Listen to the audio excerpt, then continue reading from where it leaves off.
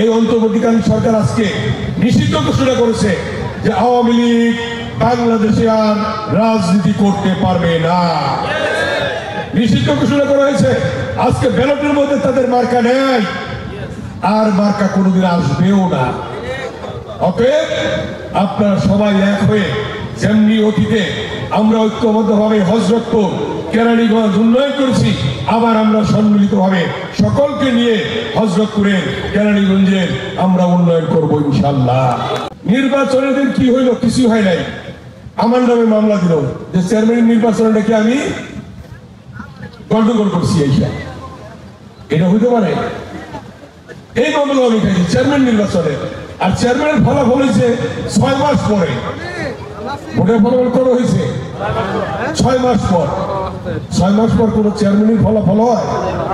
এই গরু চুরের লোকে আবার বৈশা প্রোগ্রাম করে স্কুলে কলেজে। যারা করেছে, যারা সেদিন মদত ঢুকিয়েছে, যারা সেদিন সেই উপজেলা চেয়ারম্যান সহ তাদের ক্যাম্প করেছে বাড়িতে, তাদের জন্য কাজ করেছে, এটা কি ঠিক করছে?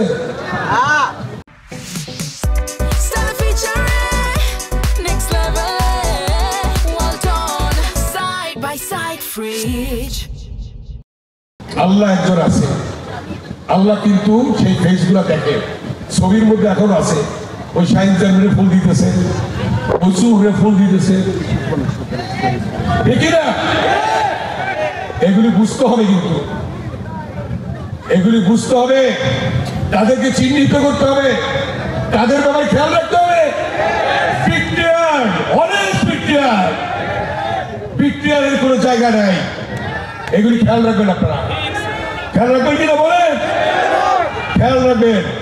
ঘুপটি বেড়ে আছে এখন, যে কোনো সময় আবার ফড়া ধরবে, ওই আওয়ামী লীগের সহযোগিতা করবে, কিন্তু লাভ নাই।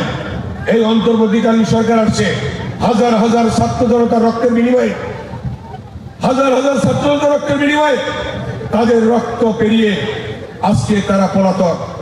একদিন আগেও বলছিল আওয়ামী লীগ পালায় না, শেখ হাসিনা পালায় না, কি হইল? একদিন পরেই কিন্তু